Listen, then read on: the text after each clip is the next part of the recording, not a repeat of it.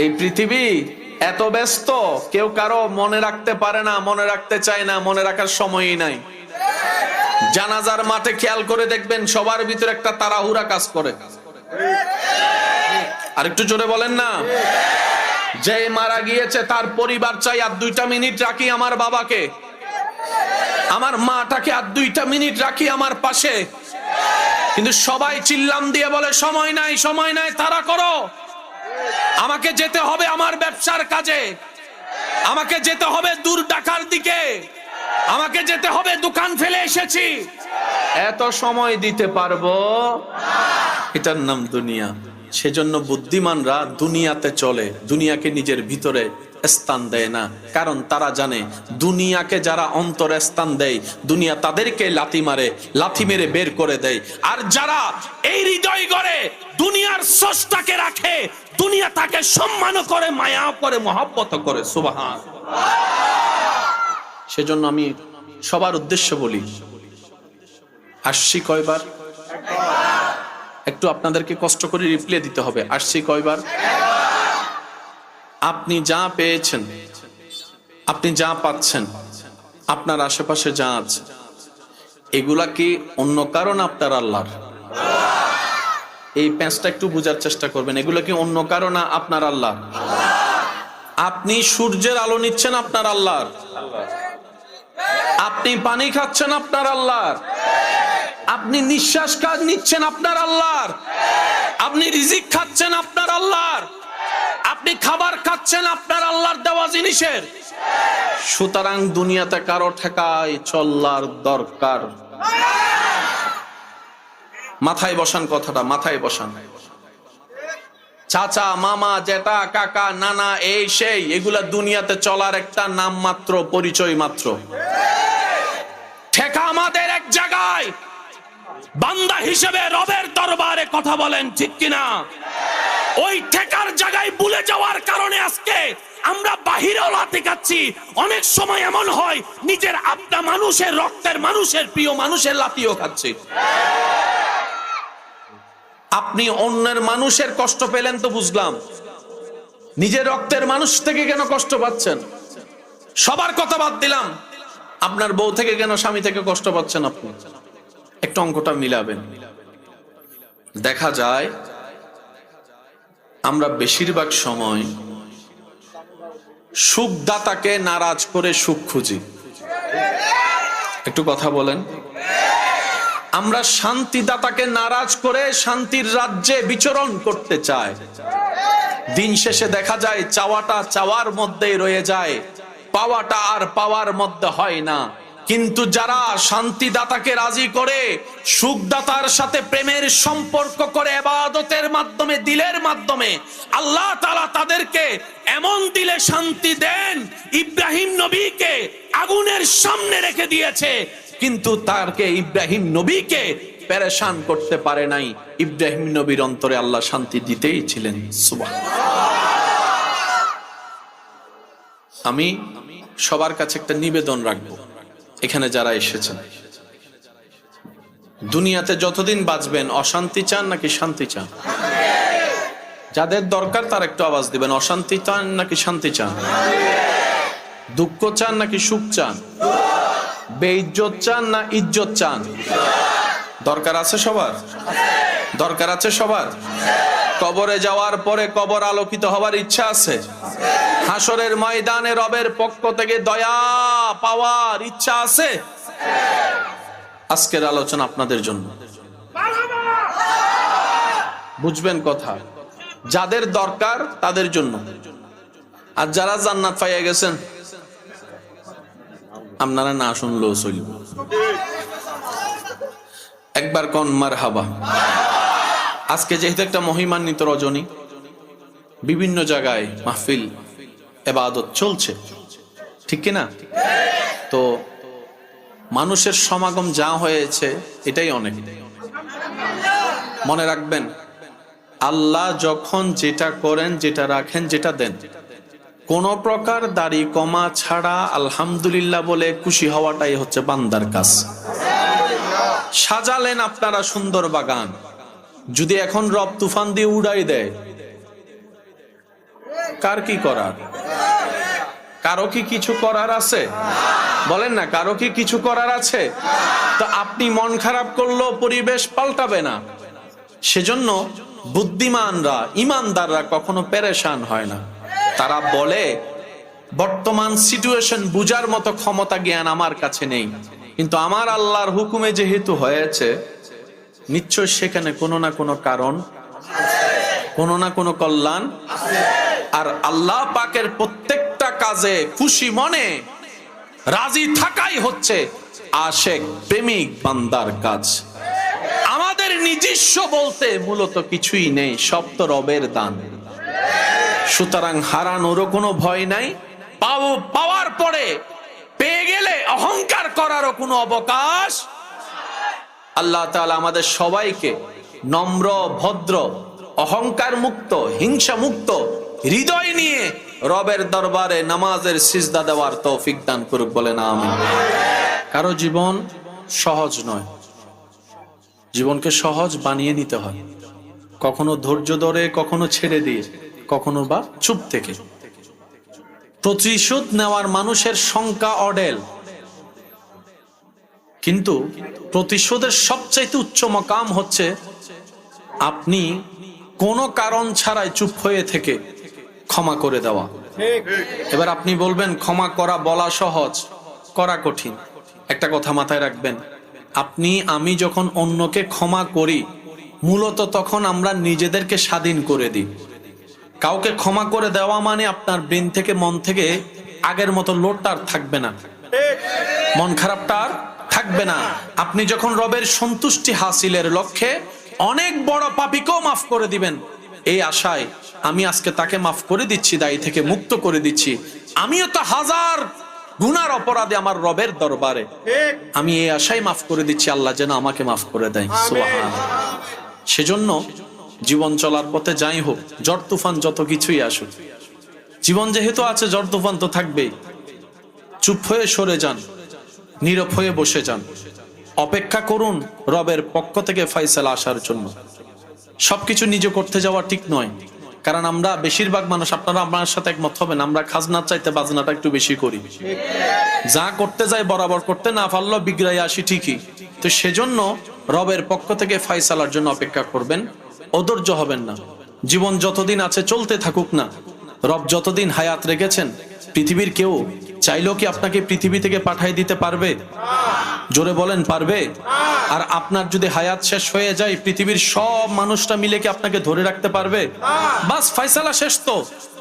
যতক্ষণ রব্বুল আলামিন চায় থাকবো। করোনার মতো কঠিন ভয়াবহতা এই জিনিসটা বারবার প্রমাণ করে দিয়েছে। অনেকের মুখে মুখে হয়েছে, বেডরুমের মানুষ যেখানে কেউ যেতে পারে না, সেই মানুষ মারা গেল করোনায়, আর রাস্তায় খেটে খাওয়া মানুষ এখনো বেঁচে আছে। সেজন্য প্রিয় ভাইয়েরা, অস্থির হওয়ার দরকার নাই, যা হওয়ার হবে দেখা যাবে। অতীত নিয়ে ভাবনা নয়, অতীত নিয়ে চলবে তওবা। ভবিষ্যৎ নিয়ে এত টেনশনের দরকার নাই, তাওয়াক্কুল করেন রবের উপরে। সততার সাথে জীবন থাকবে, নবীর প্রেম অন্তরে নিয়ে দরুদ থাকবে। আওয়াজ দিয়ে বলুন, কঠিন জীবন সহজ যিনি করে দিবেন তিনি কে? এখানে অনেকেই আছেন ছোটবেলায় ইলেকট্রিক ইঞ্জিনিয়ার গিরি করছে, সার্চ লাইট খুলে ফেলছে, মোবাইল খুলে ফেলছে, খুলে ফেলছে ঠিকই, আমি কেন বলবো, আপনারা বলেন না, খুলে ফেলছে খুব ভালো করে মেকানিক সাইজা, আর লাগাতে শেষ পর্যন্ত মা বাবার মায়ের বয়ে জিনিসটাই গায়েব করে লিছে, ঠিক কিনা? আপনারাও হয়তো আমার সাথে এই কথায় একমত হবেন, 80-90 দশকে জন্ম নেওয়া মানুষগুলা ছোট্টবেলা থেকে একটু বেশি দুষ্টু থাকলেও বেয়াদব ছিল না। 80-90 দশকে জন্ম নেওয়া সেই মানুষগুলা হয়তো বর্তমান সময়ের মতো মোটু পাতলু কার্টুনের মধ্যে নিজের জীবনটাকে উপভোগ করতে হয়তো পারেনি, কিন্তু সেই ছেলেগুলা মাটির খেলনা দিয়ে ঘর বানিয়ে মাটি দিয়ে খেলে যে আনন্দ পেয়েছে, বর্তমান সময়ের ছেলেরা সেটা, বাচ্চারা কল্পনা করেও সেটা পাবে না। 80-90 দশকের জন্ম নেওয়া সৌভাগ্যবান ব্যক্তিরা ছোট্ট ছোট্ট বিষয়ের মধ্যে মহা আনন্দ খুঁজে পেত। ছোট্টবেলায় বড়দের থেকে 1 টাকা 2 টাকা পেয়ে যে আনন্দ অনুভব হয়েছে, আজকে 1000 টাকা পকেটে থাকার পরও সেই আনন্দ খুঁজে পাওয়া যায় না। স্কুলের সামনে আইসক্রিম ওয়ালার সেই ডেগের বাড়ির আওয়াজটা, টং টং শব্দটা, 1 টাকা 2 টাকা দিয়ে নারিকেলের আইসক্রিম, দুধের আইসক্রিমের যে স্বাদ, বর্তমান 1000 টাকার আইসক্রিমের মধ্যেও সেই আনন্দ স্বাদ খুঁজে পাওয়া যাবে। ছোট্টবেলায় কত বন্ধু আশেপাশে ছিল, যাদের চেহারা দেখে দেখে বড় হওয়া, যাদের সাথে সময়ের ক্ষণ অনেক পার হয়েছে, আজকে জীবনের বাস্তবতা যখন সামনে এসেছে, সংসার দুনিয়ার ভার জিম্মাদারি যখন কাঁধে এসে পড়েছে, কত বন্ধু কত দিকে চলে গিয়েছে, কারো চেহারা আর দেখা যায় না। কেউ এক একজন এক এক জায়গায় চলে দিয়ে গিয়েছে, কেউ তো দেশ ছেড়ে বিদেশে চলে গিয়েছে। আবার অনেক বন্ধু আজকে কবরে শুয়ে আছে, আরেক বন্ধু জানেও না যে বন্ধুটা মৃত্যুবরণ করেছে। জীবনের বাস্তবতা এমন কঠিন, সেজন্য দুনিয়ার সফল ব্যক্তিরা বলে আবেগে চলিও না, বাস্তবতার বিবেক দিয়ে চলো। কারণ আবেগ হচ্ছে শীতকালের কুয়াশার মতো, দেখা যায় ধরা যায় না, দেখা যায় ধরা যায় না। আজকে তোমার জন্য যেটা আনন্দের মনে হয় তুমি ভুল সিদ্ধান্ত নিচ্ছ, একটা দিন দেখবা আজীবনের কান্না হয়ে যাবে আজকের দিনের সিদ্ধান্ত। কথা বলেন ঠিক কিনা? সেজন্য আবেগের চাইতে বাস্তবতাকে দাম দিয়ে চলাটাই হচ্ছে বুদ্ধিমানের কাজ। একটু জোরে বলেন ঠিক কিনা? জীবন কত দ্রুত পার হয়ে যাচ্ছে, সময় কত দ্রুত আপনি আমি কবরের দিকে চলে যাচ্ছি, কল্পনাও করা যাচ্ছে না। এই তো রমজান গেল কিছুদিন আগে, এখন দেখা যায় কিছুদিন পরেই আবার খুশবু শোনা যাচ্ছে, খুশবু পাওয়া যাচ্ছে মাহে রমজানের আগমনের। রহমত, বরকত, মাগফিরাত, নাজাতের মাস মাহে রমাদান। কথা বলেন ঠিক কিনা? এক একটা বছর কেমন করে যেন পার হয়ে যাচ্ছে।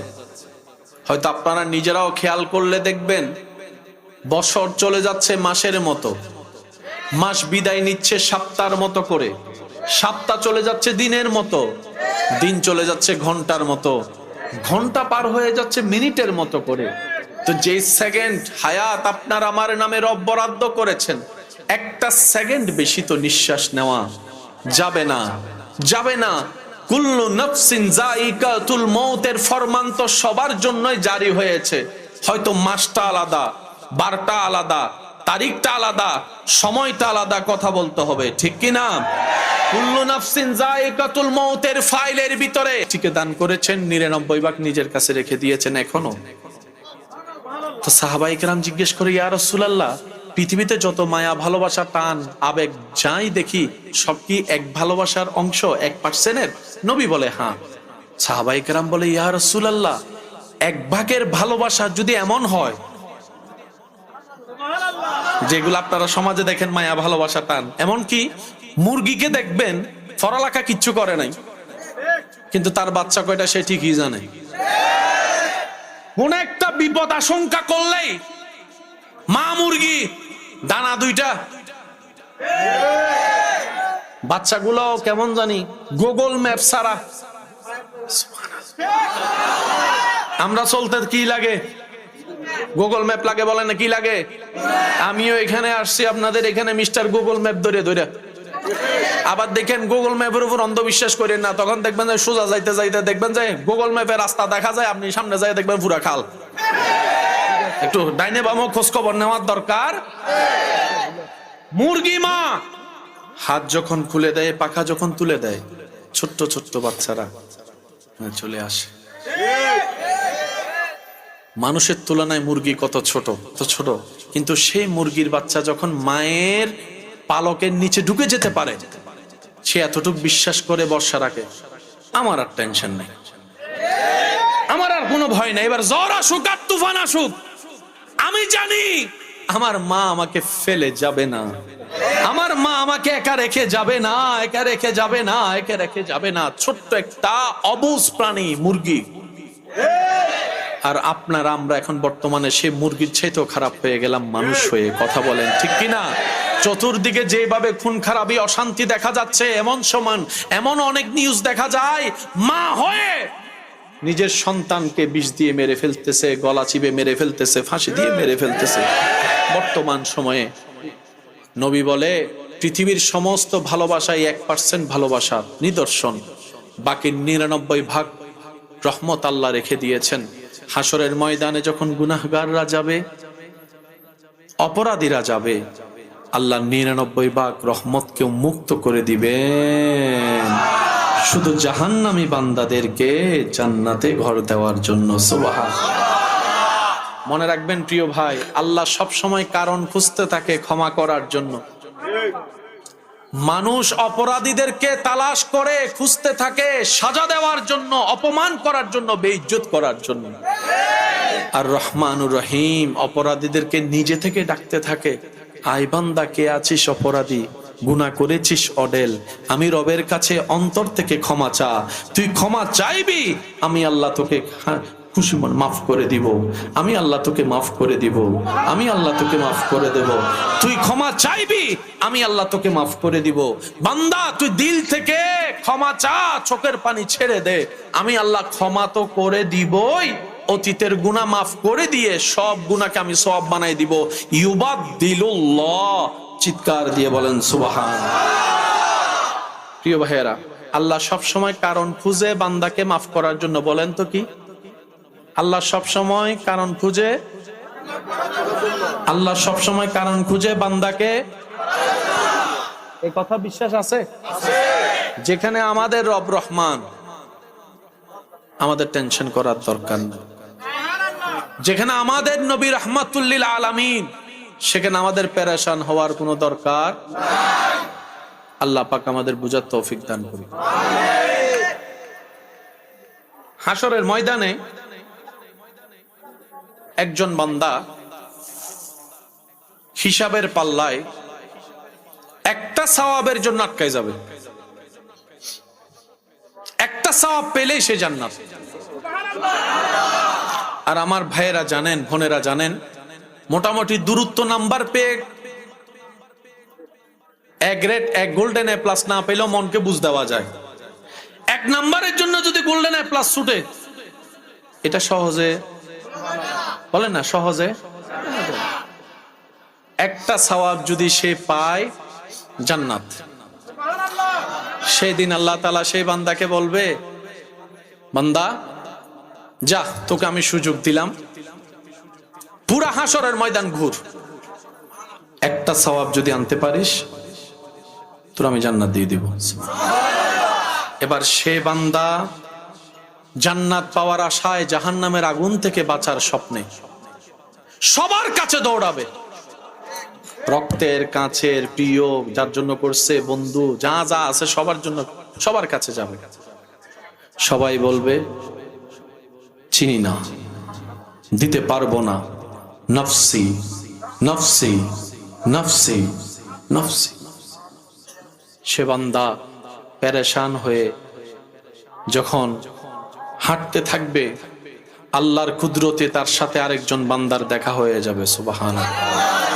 সে বান্দা তাকে জিজ্ঞেস করবে, ভাই চেহারায় এত মলিনতা, পেরেশান কেন? যদিও হাসর ময়দান, আল্লাহ দেখেন কিভাবে বাঁচার কারণ করে দেয়। সুবহানাল্লাহ। তখন সে বান্দা বলবে, ভাই দুনিয়াতে অনেক আপনের জন্য, কাছের মানুষের জন্য অনেক কিছুই করলাম, আজকে তাদের কাছে একটা সওয়াব চাইছি, কেউ আমার চিনেও না, দেবা তো দূরের কথা। বলে যে একটা সওয়াবের জন্য আটকে গেছো? যে একটা পেলে আমি জান্নাত। কবে টেনশন করো না, ধরো আমার কাছে একটা সওয়াব আছে, এটা তোমারে দিলাম। বুঝবেন কথা? তখন সে বান্দা বলে, ভাই আপনরাই দিল না, তুমি দিলা, ব্যাপার কি? তখন সে বলবে যে ভাই আমার কাছে আছে শুধু একটা সওয়াব, আমার কাছে আছেই শুধু এটা থাকলেও কি, আরো জোরে বলতে হবে, এটা থাকলেও কি একটা না সওয়াব। তা আমি তো জান্নাতে যেতে পারবো না, এক সওয়াব দিবে। অন্তত তুমি হইলো দাও, যাও, মনকে আমি বুঝ দিতে পারবো হাসরে জাহান্নামের ভিতরে, মনকে আমি জাহান্নামে গিয়ে মনকে একটু বুঝ দিতে পারবো যে না, আসার আগে কারো একটা উপকার করে আসছি, কোন বান্দার মুখে একটু হাসি ফুটাই আসছি। এবার সে বান্দা আল্লাহর কুদরতি ব্যবস্থাপনায় ওই একটা সওয়াব নিয়ে রবের দরবারে যাবে, ইয়া রব পাইছি একটা। রব বলবে তোর একটা সওয়াব দিল কে রে, নফসি নফসির জায়গায়? তিনি তো সব জানেন, এখন কারণ বানাচ্ছেন বান্দাকে মাফ করার জন্য। কারণ যিনি ন্যায় বিচারক তিনি কখনো আইন ভাঙে না, এটা একটা শান, মাথায় রাখতে হবে। যিনি ন্যায় বিচারক তিনি কখনো আইন ভাঙে না। আল্লাহর চাইতে বড় আহকামুল হাকিমিন ন্যায় বিচারক তো আর কেউ। আল্লাহ পাক জিজ্ঞেস করবে তোরে এই হাসরের ময়দানে সওয়াব দিল কে, তারে ডাক। এবার সে আসবে, রব জিজ্ঞেস করবে তুই বলে তার একটা সওয়াব দিছস? আল্লাহ দিছি তো। কেন দিছস? আল্লাহ আমার কাছে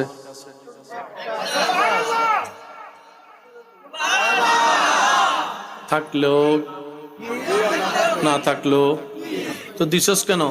আমি একটা সওয়াব দিতে জান্নাতে যেতে পারবো না, তোমার একজন বান্দা যদি জান্নাতে যেতে পারে আমি মনটাকে এতটুকু বুঝ দিব, যাক অন্যর উপকার করছি।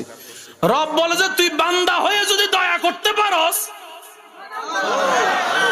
আমি খালিক হয়ে স্রষ্টা হয়ে আমি কি দয়া করতে পারি না? যা আমি মালিক, তারও জান্নাত দিলাম, তোরও জান্নাত দিয়ে দিলাম। সুবহান। মাথায় রাখবেন, মাথায় রাখবেন, সেজন্য রবের প্রতি দিল সবসময় বড় রাখবেন।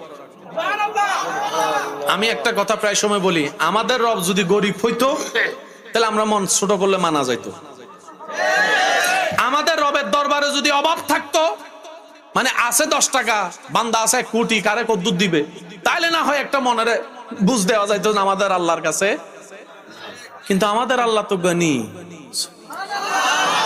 আমাদের আল্লাহ তো মালিক, আমাদের আল্লাহ তো খালিক, আমাদের আল্লাহ তো জুল জালালে ওয়াল ইকরাম। বলেন না সুবহানাল্লাহ। সেজন্য মনটা সবসময় বড় রাখবেন।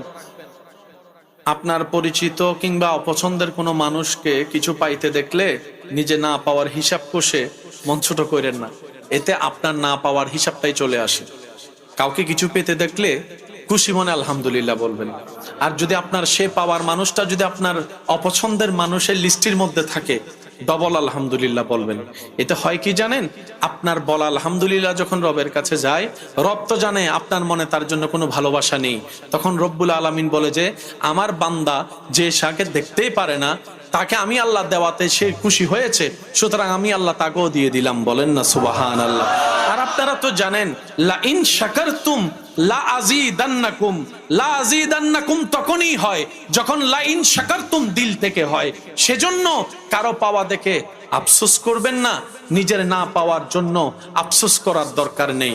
আপনার আমার যা দরকার রব ভালো করে জানে, তিনিই দিয়েছেন এতদিন, তিনিই তো দিবেন। আপনার আমার কাজ হচ্ছে সবর ধরে সহ্য করে অপেক্ষা করা। রব্বুল আলামিন জানে কার জন্য কখন কি দরকার, কিভাবে দরকার, কোন জিনিসটা দরকার। আপনি যখন খুশি মনে নিজের জীবনের সমস্ত কিছু হাসি মুখে রবের নামে ছেড়ে দিবেন, হাসবুনাল্লাহ হাসবুনাল্লাহ হাসবুনাল্লাহ। রব্বুল আলামিন বলে যে আমার উপর ভরসা করে আমি আল্লাহ তার জীবন তরিকে কখনো ডুবতে দিই না। যদি পৃথিবীর সবাই মিলে তার জীবন তরি ডুবাইও দিতে চাই, আমি খালিক, আমি মালিক, আমি জুল জালালে ওয়াল ইকরাম আমার কুদরত দিয়ে আমার বান্দার জীবন তরি পার পর্যন্ত পৌঁছাই দিই। সুবহান। আল্লাহ তাআলা আমাদের সবাইকে একটু বুঝার তৌফিক দান করুন। আর একটু জোরে বলা যাবে? যার যত শক্তি আছে একবার বলেন আমিন। আর একটু জোরে বলেন আমিন। তাহলে পাওয়ার সিস্টেম কি?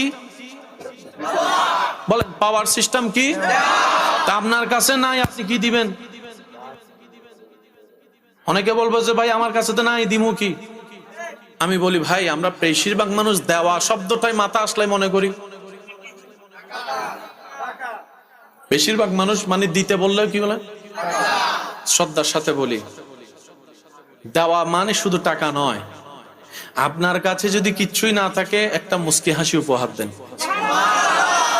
একটু সুন্দর করে কথা বলেন, আপনার ঘরে মেহমান আসছে, আপনার মেহমানদারি শব্দের অর্থ আমরা যা বুঝি পোলাও, রোজ, বিরিয়ানি, এই সেই, নুডলস, চা টা, কিচ্ছু নাই। পানি আছে তো না? নিজে একটু পানি নিয়ে এক গ্লাসটা পানি মেহমানকে দেন। ভাইয়া আমি গরিব মানুষ, আপনার মেহমানদারি করার কোনো সামর্থ্য আমার কাছে নেই, কিন্তু আপনি আমার কাছে এসেছেন, আমার ঘরে পা রেখেছেন, আমি মনে করি এটা আমার জন্য বড় সৌভাগ্য। কারণ মেহমান যখন আসে রবের রহমত নিয়ে আসে। আর একটু জোরে বলেন, মেহমান যখন আসে আপন রিজিক নিয়ে আসে। কোনো মেহমান কারোটা খায় না, যার যার রিজিক সে নিয়ে আসে। চিৎকার দিয়ে বলেন সুবহানাল্লাহ। মুসা নবী আল্লাহকে জিজ্ঞেস করেছেন, আল্লাহ তুমি খুশি হলে কেমনে বুঝবো? রব বলে 3টা কারণ দেখলেই বুঝবো আমি খুশি। আল্লাহ কি কি কারণ? রব বলে আমি যখন খুশি হই আকাশ থেকে বৃষ্টি নাজিল করি, আমি যখন খুশি হই ঘরে মেহমান পাঠাই, আমি যখন খুশি হই তখন আমি ঘরে কন্যা সন্তান পাঠাই। কয়টা নিদর্শন পেলাম? একটু জোরে বলতে হবে কয়টা? একটা হচ্ছে আকাশ থেকে, আরেকটা হচ্ছে ঘরে, আরেকটা হচ্ছে পরিবারে। এই 3টা যেখানেই দেখবেন বুঝবেন আল্লাহ খুশি। আল্লাহ যারে খুশি করতে চায় তারে পুত্র সন্তান দেয়। আল্লাহ যারে খুশি করতে চায় তারে পুত্র সন্তান দেয়, আর যার উপর আল্লাহ খুশি হয় তারে কন্যা সন্তান দেয়। এই পেঁচগুলো একটু মাথায় রাখবেন। এখানে মেয়ের বাপ আসেনি? সাই মেয়ের বাপ গুলো হাত তোলেন, বলেন মাশাআল্লাহ মাশাআল্লাহ। মেয়ের বাপ আসেননি? মেয়ের বাপ না ওইব? আচ্ছা তুলে নেন সাহেব। মেয়ের বাপ না, হাত নামাইলে হবে না তো। মেয়ের বাবা যারা আছেন আপনাদের সাথে আমিও তুললাম। আল্লাহ আমারে 3টা জান্নাত দিছে, 3টা। আমি সব জায়গায় বলি আল্লাহর দয়া, 3টা জান্নাত। আপনারও 3টা? মাশাআল্লাহ সাহেব। মেয়ের বাপ সবাই মিলে একবার বলেন আলহামদুলিল্লাহ। আরো জোরে বলেন আলহামদুলিল্লাহ। এবার আপনি যেরকম আপনার মেয়ের বাপ হিসাবে মেয়ের জন্য আলহামদুলিল্লাহ বলছেন, আপনার বউটা আপনার শ্বশুরের মাইয়ারি। বুঝেন না মনে কথাটা? আপনার ঘরের বউ যেটা, এটা আপনার শ্বশুরের মাইয়ারি। সুতরাং একটু ব্যবহার গুলা সেভাবে করবেন আপনার মেয়ের জন্য, শ্বশুর বাড়িতে যে ব্যবহারটা আপনি আশা করেন। আপনি মেয়ের বাপ হিসেবে আপনার মেয়ের জন্য যেই ব্যবহার আশা করবেন, আপনার স্ত্রীর সাথে আপনি সেই রকম সুলুক করার চেষ্টা করবেন, ব্যবহার করার চেষ্টা করবেন। আল্লাহ আমাদের সকলের হাজিরি কবুল করুক, আমিন। আজকের এই আয়োজন কততম? 13তম। কততম? এই 13তম মাহফিল পর্যন্ত আসতে কত মানুষ মারা গেছে না? শ্রোতা মারা গেছে না? আলেম মারা গেছে না? সহযোগিতা মারা গেছে না? আল্লাহ সবার কবরে আযাব মাফ করে দিক। আমরা যারা এসেছি আল্লাহ যেন আমাদের সবাইকে আজকের এই মহিমান্বিত রাতের সদকায় মাফ করে দেন। আগামী বছর আমি মেহমান হিসেবে আল্লাহর কাছে ফরিয়াদ করে যাই, আল্লাহ আগামী বছর এই মাহফিল যখন আয়োজনের নিয়ত হবে, তোমার গায়েবী খাজানা থেকে যা দরকার তা দিয়ে মাহফিলটা সাজাই দিও। আলহামদুলিল্লাহ। যার কাছে রব আছে তার কাছে কোনো টেনশন নাই। একটু জোরে বলতে হবে, যার কাছে রব আছে তার কোনো টেনশন নাই। আমাদের এত মন খারাপ টেনশন হয় কেন জানেন? আমরা রবের উপর যে পরিমাণ বিশ্বাস করা দরকার করতে পারি না। ছোট ছোট পিঁপড়ারে খাওয়াই কে? একটু জোরে বলবেন না? তো উনি ছোট ছোট পিঁপড়ারে খাওয়াইতে পারে, মানুষের খাওয়াইতে পারে না? পারে তো, বলেন না পারে তো? বাস এই পারার উপর বিশ্বাস রাখেন। আমরা বেশিরভাগ মানুষ মনে হয় চাকরি না করলে খামো কি, ব্যবসা না করলে খামো কি। ঘরে অসুস্থ মানুষ আসেনি, টাইমে টাইমে খাবার পাইনি, উনি তো কোনো চাকরিও করে না, ব্যবসাও করে না। কথা কন। আবার চাইন আমার কথাটার নদীকে নিয়েন না। আসামি আসেনি? আসামি হে ও খায়, বরং আপনার আমার আগে খায়। আপনি আমি রাতের ভাত খাই রাতের 9টা 10টা 11টায়, তারা আমার ভাইয়া কইতেছে টাইম মতো খায়। আপনি আমি গাম জড়াইয়া খাই, তারা ফায়ের উপর ফা তুইলা খায়। সেজন্য মাথায় রাখবেন, রব যেহেতু রিজিকের দায়িত্ব নিয়েছেন, এত বেশি হাইপার টেনশনের দরকার নাই। আপনার আমার কাজ কি?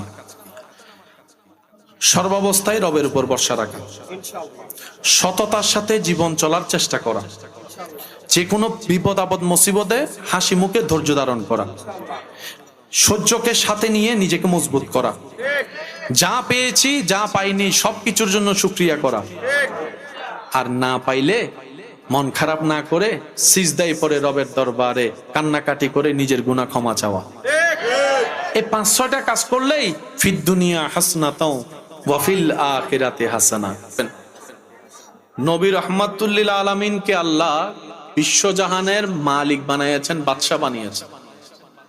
যে নবীর ঘরের খাদেম জিবরাইলের মতো ফেরেশতা, শুনি নাই। আচ্ছা, নবীজি যদি বলতেন আল্লাহ আমি দুনিয়ার কোনো খানাই খাইতাম না, টাইমে টাইম আমার জন্য তুমি জান্নাত থেকে খাবার পাঠাইতা, আল্লাহ পাঠাইতো?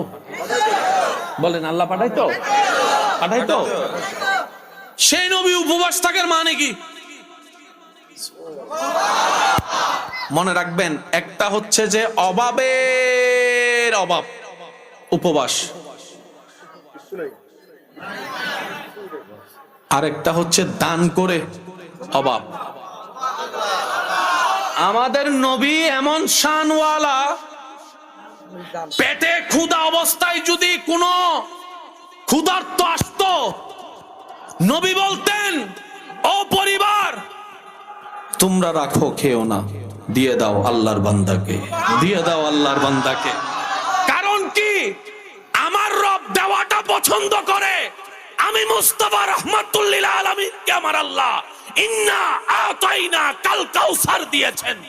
আমার রব আমাকে ওয়ামা আরসালনাকা ইল্লা রাহমাতাল লিল আলামিন বানিয়েছেন। আমার রব আমি নবীকে ওয়ালা সাউফা ইউতিকা রাব্বুকা ফাতারদার পাওয়ার অফ অটর্নি দান করেছেন। আমার রব আমি নবীকে আর রহমান আল্লামাল কোরআনের নিয়ামত দান করেছেন। আমার রব আমি নবীকে ইয়াসিন বলে ধন্য করেছেন। আমার রব আমি নবীকে ইয়া আইয়ুহাল মুজাম্মিল মুদাচ্ছির বলেছেন। আমি আমি আমি আমি আমার আল্লাহর প্রিয় নবী, প্রিয় প্রিয় প্রিয় প্রিয় প্রিয় প্রিয়। আমার রব দেওয়া পছন্দ করে। আমি মুস্তাফাও সেটা প্র্যাকটিক্যাল করে দেখালাম। উম্মত শিখে নাও, দেওয়া শিখে যাও। যে অন্যকে দেয় আল্লাহ তাকে দেয়। এবার বুঝতে পেরেছেন আমরা পাই না কেন? আমরা দিতে জানি না। এই ফেঁস লাগছে এই জায়গায়। আমি সেজন্য প্রথমে বলেছিলাম যাদের শান্তি দরকার তারা একটু মনোযোগ দিয়ে শুনেন। ঘরের পানির ট্যাপ আসেনি, পানি সব সময় জমা থাকে, কিন্তু আপনাকে ছাড়তে জানতে হবে তো। কিছু কিছু জায়গায় মানুষ বেড়াইতে গিয়ে কিংবা রেস্টুরেন্টে গিয়ে এমন এমন কিছু বেসিন থাকে, এটা সুইসকো আসেনি আসেনি, সে এমনে খুঁজে এমনে খুঁজে, হাতে যে সাবান লাগাই রাখছে এখন আর পানি, সে মনে মনে চিন্তা করে এত বড় রেস্টুরেন্ট পানি তো থাকবে না, তা হতে পারে না, আর নষ্ট জিনিসও তো লাগাবে না। মাইলে ফিরে পানি কো, আমি এনা জানি না সুইসকো। কিছুক্ষণ পর একজন আইসা কোন সুইচ দেওয়া ছাড়া শুধু পানির কলের নিচে এমনি হাত রাখছে।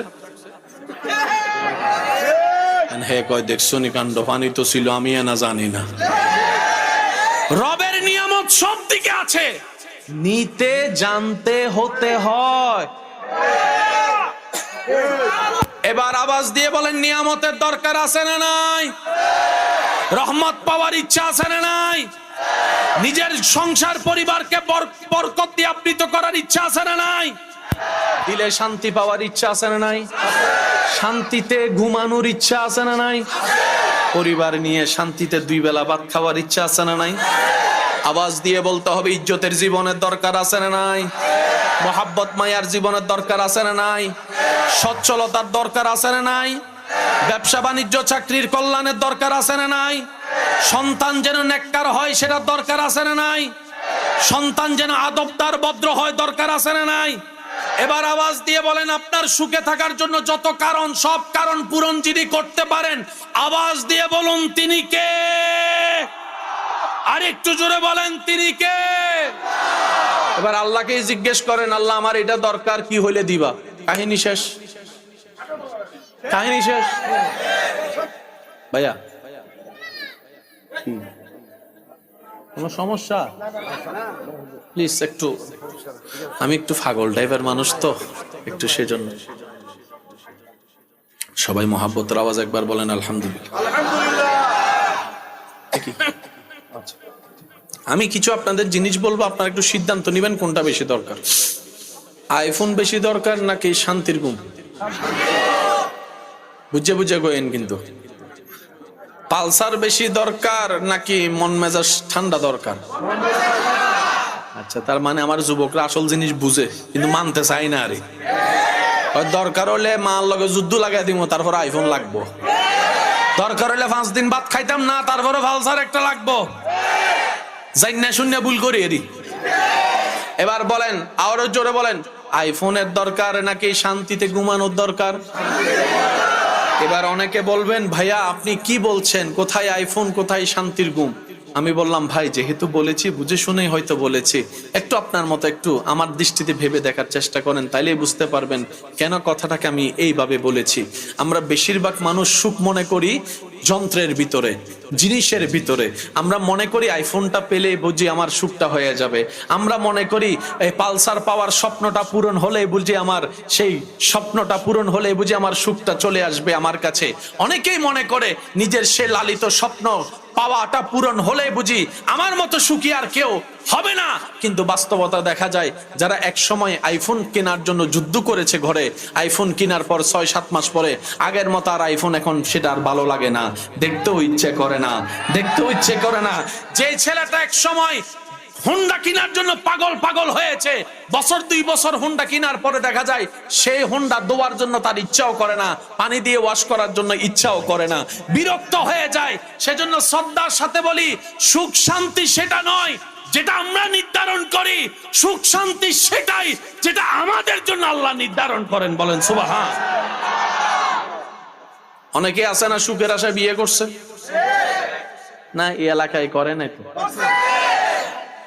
যারা বিয়ে করে নাই তারা আওয়াজ করছে, আর যারা বিয়ে করছে তারা কয় কইতাম না। অনেকে পালাই পালাই বিয়ে করছে নি,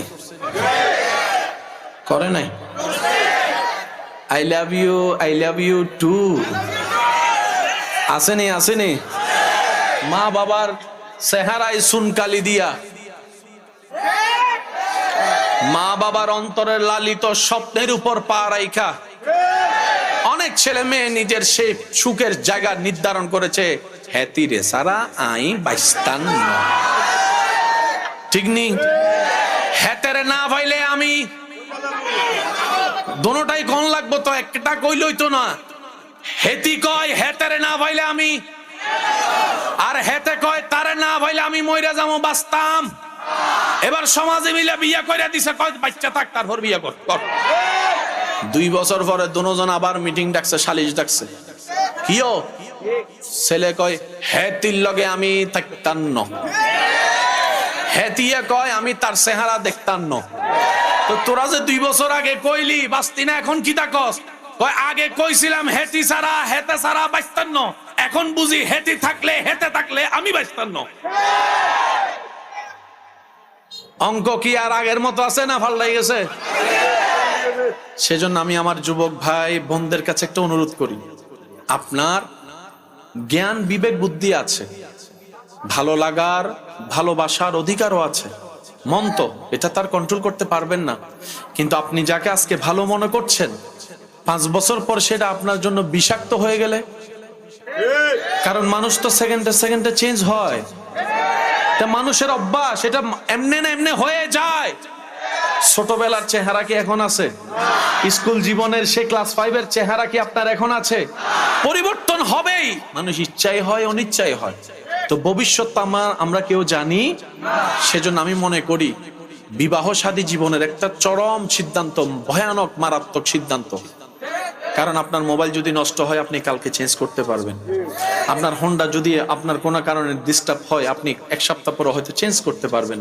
কিন্তু বিবাহিত জীবন তো একবার, এটা তো বারবার খেলনার জীবন নয়। আপনি এখন কবুল বললেন, কালকে তালাক বলবেন, এটা তো করা যায় না। অনেক সংসার এখনো পর্যন্ত টিকে আছে, যদি আমি ভুল না বলে থাকি, শুধু সন্তান হওয়ার কারণে তারা আলাদা হতে পারছে না সন্তানের দিকে তাকিয়ে। এরকম হাজার পরিবার হয়তো আছে। আমি অনুরোধ করব আপনার জীবন তরিটা খুশি মনে সিদ্ধান্তটা রবের উপর ছেড়ে দেন। প্রত্যেক দিন বলবেন, আল্লাহ আমার সাথে যাকে দেখলে তুমি খুশি হবা, আমার সাথে যাকে দেখলে তুমি রব হিসেবে খুশি হবা, আল্লাহ তুমি আমাকে তাকে দান করো। আল্লাহ আমাকে এমন একজন জীবন সাথী দাও যার সাথে প্রতিদিন না হলেও মাঝে মধ্যে হলো গভীর রাতে ঘুমটা হারাম করে তোমার দরবারে তাহাজ্জুদের সিজদা দিতে পারবো। সুবহানাল্লাহ। আল্লাহ আমার জীবনে এমন একজন নিয়ামত দাও যেই ব্যক্তিটা আমার জীবনে আসলে আমার ভাঙ্গা ঘরটাও শান্তিতে রূপান্তর হয়ে যাবে। আল্লাহ আমার জীবনে এমন একজন সাথী দাও যেই সাথীর পেট থেকে, যার মাধ্যম থেকে আল্লাহ তোমার প্রিয় বান্দা আও ওয়ালাদিন সালিহিন ইয়াদউ লাহু এমন সন্তান দুনিয়াতে আসবে, এমন নেককার জীবন পার্টনার আমাকে দাও। বলেন সুবহানাল্লাহ। আমি কি বুঝাতে পারছি কথা? কষ্ট হচ্ছে আপনাদের বুঝতে পারছি? আল্লাহ তাআলা আমাদের সবাইকে বুঝার তৌফিক দান করুন। বলেন আর রহমান আর রহিম। রহমান সবার জন্য, বলেন সুবহানাল্লাহ। বলেন না রহমান, রহিম শুধুমাত্র মুমিনদের জন্য। যারা ইমানদার ঠিকই কিন্তু গুনার কারণে জান্নাত পাওয়ার যোগ্যতা রাখে নাই, আল্লাহ তাদের উপর মহা রহমত উন্মুক্ত করে দিবেন হাসরের ময়দানে। নবী রাহমাতুল লিল আলামিন বলেন, আল্লাহর কাছে 100 ভাগ রহমত। পিছন পর্যন্ত সবাই বলেন সুবহানাল্লাহ। শয়তান সব সময় চাই আমরা যেন লসে থাকি। অনেক সময় দেখবেন এরকম সওয়াব কামানোর পরিবেশে থেকে অনেকে জবান খুলতে চায় না। আমার ভাই মনে করে কি আমি পড়ি না।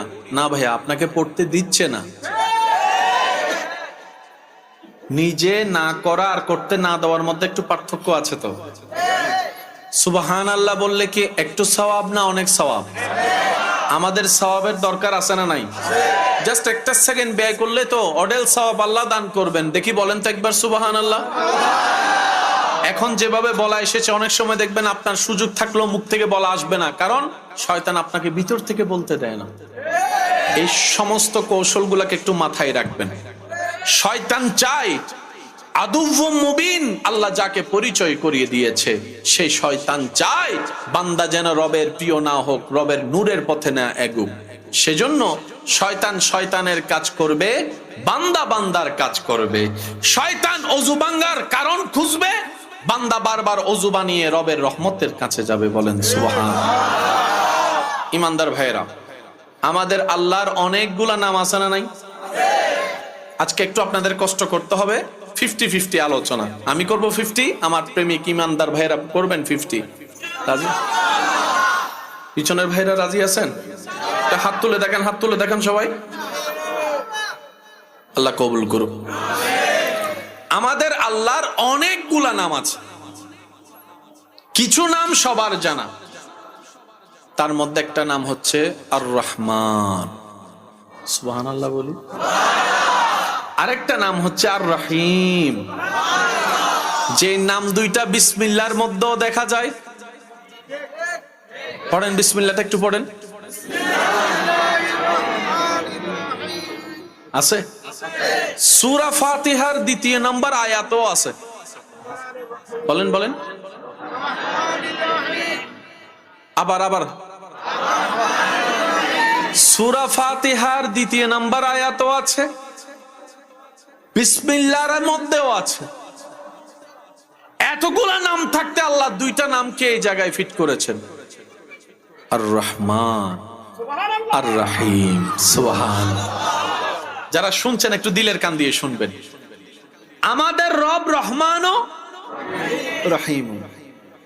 রহমান কে আর রহিম কে এক কথায় বুঝবেন, যিনি আপন কেও দেয়, পর কেও দেয়, প্রিয় কেও দেয়, দুশ্মন কেও দেয়, কারণও দেয়, অকারণও দেয়। উনি হচ্ছে রহমান। এবার বুঝতে পেরেছেন বেনামাজি কেন খাবার পায়? আমি বুঝাতে পারিনি মনে কর। গুনাহগার কিভাবে খাবার পায় বুঝতে পেরেছেন? যারা রব মানে না তারাও খাবার পায়। দেয় কে? রিজিকের মালিক কে? তা আল্লাহ তো যারা মানে তাদেরকেও দেয়, যারা মানে না তাদেরকেও দেয়। এবার বলেন সূর্য কার? সূর্যের আলো কার? সূর্য সৃষ্টি করেছেন কে? সূর্যের আলো কার? সবার। সূর্যের আলো কার? সবার জন্য। যারা মানে তাদেরকেও সূর্য আলো দেয়, যারা মানে না তাদেরকেও আলো দেয়। এবার আপনি বলবেন ভাইয়া এখানে সূর্য এমন কি এফেক্ট করবে? আমি শ্রদ্ধার সাথে বলবো যারা বিজ্ঞান নিয়ে পড়ালেখা করে তাদেরকে একটু জিজ্ঞেস করবেন পৃথিবীর সাথে সূর্যের সম্পর্ক কি। সূর্য যদি একটু নড়াচড়া হয়, আমি শুনি নাই আরো জোরে। সূর্য যেটাকে আপনি আমি শুধু টর্চ লাইটের মতো মনে করি, পুরা সৌরজগতের কেন্দ্রবিন্দুর মধ্যে সূর্য অন্যতম পাওয়ারফুল। শুধু আমি আপনাদেরকে ছোট্ট করে একটা কথা বললে বুঝবেন। মানুষ বেঁচে থাকার জন্য নিঃশ্বাসের দরকার, নিঃশ্বাস নেওয়ার জন্য ফেলার জন্য অক্সিজেনের দরকার। এই অক্সিজেনটা আমরা পাই কোত্থেকে? বলেন বলেন বলেন। আপনি একটা গাছ রোপণ করবেন যেখানে সূর্যের আলো পড়ে, আর একটা গাছ রোপণ করবেন যেখানে সূর্যের কোনো আলোই পড়ে না। দুইটার পার্থক্য আপনি নিজেই পার্থক্য করে দেখতে পারবেন। সূর্যের আলো যেখানে পড়ে সেই গাছগুলা শক্ত হয়, মজবুত হয়, জীবিত হয়। আর সূর্যের আলো যেখানে পড়ে না সেই গাছ কখনো ভালো অ্যাক্টিভেট হয় না। মানুষ প্রাণী বাঁচার জন্য গাছের দরকার। আর গাছের ভিতরে আল্লাহ এমন একটা সিস্টেম করেছেন, রব বলে যে ও গাছ, উদ্ভিদ, প্রাণীকে অক্সিজেন দাও। এবার আমার যুবক ভাইরা আমাকে একটু উত্তর দিবেন, অক্সিজেন কোনটা আর কার্বন ডাই অক্সাইড কোনটা? একটু খেয়াল করবেন। মাশাআল্লাহ। নেওয়াটা ফ্রেশ, ফেলাটা বিষ। নেওয়াটা ফ্রেশ, ফেলাটা এই বিষগুলা যদি পৃথিবীর এত প্রাণী যে নিঃশ্বাস ফেলতেছে, সারা পৃথিবী তো ধ্বংস হয়ে যাওয়ার কথা কোটি কোটি বছরে। রব বলে যে না, সিস্টেম আমি করেছি। সুবহানাল্লাহ। যেই গাছ প্রাণীকে অক্সিজেন দেয়, নির্দিষ্ট সময়ে সেই গাছ পৃথিবীর কার্বন ডাই অক্সাইড গ্রহণ করে পৃথিবীকে বিষাক্ত মুক্ত রাখে। এবার গাছ জিজ্ঞেস করে, আল্লাহ অক্সিজেন দেওয়ার দায়িত্ব আমার, কার্বন ডাই অক্সাইড গ্রহণ করার দায়িত্ব তো আমার কাছে তো ঘড়ি নাই, কখন কোনটা করবো গো আল্লাহ? আমার কাছে তো আইফোন নাই, অ্যালার্ম দেওয়ার মতো কোনো ঘড়ি নাই। আমি বুঝবো কিভাবে কখন অক্সিজেন দিতে হবে, কখন কার্বন ডাই অক্সাইড গ্রহণ করতে হবে? রব বলে যে গাছ তুমি টেনশন করিও না, তোমার জন্য ঘড়ির ব্যবস্থা আমি আল্লাহ করে দিচ্ছি। তোমার সেই টাইম দেখার ঘড়ির নাম হচ্ছে সূর্য।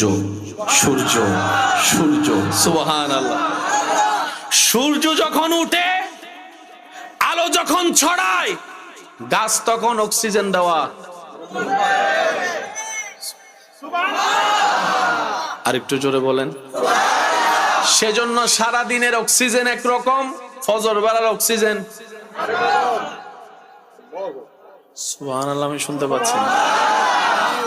যাদের আমার মতো গুনাহ বেশি সওয়াব কম তারা সুবহানাল্লাহ বললেন, আর যারা জান্নাতি হয়ে গেছেন গা একটাও সুবহানাল্লাহ কোনোর দরকার নেই।